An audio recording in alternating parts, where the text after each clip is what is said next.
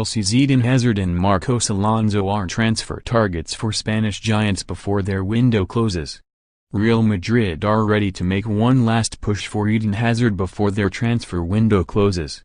And Chelsea are also facing a battle to keep Marcos Alonso, who is a late target for Atletico Madrid with 10 days to go before the deadline for La Liga clubs. The Blues are insisting Hazard is not for sale at any price, but that may not deter the European champions, who are under pressure to make a stellar signing after selling Cristiano Ronaldo to Juventus. Realistically, Real Madrid's interest is part of a longer-term plan to land Hazard. They want to prove how much they want him and see him as a future Galactico. Hazard is into the final 2 years of his contract and is unlikely to agree a new one unless he feels Chelsea can get back into the Champions League under new manager Maurizio Sarri. The Blues are pushing hard for Hazard to commit his future to them and are set to offer him £300,000 a week in a bid to persuade him to stay.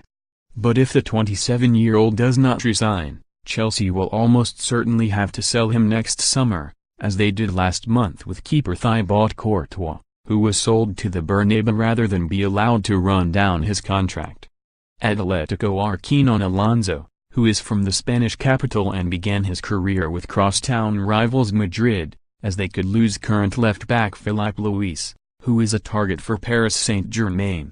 It would be another test of the new-look transfer window in the Premier League, with English clubs trying to hang on to players while Spanish, German and French clubs are still free to make signings as they now cannot be replaced until January.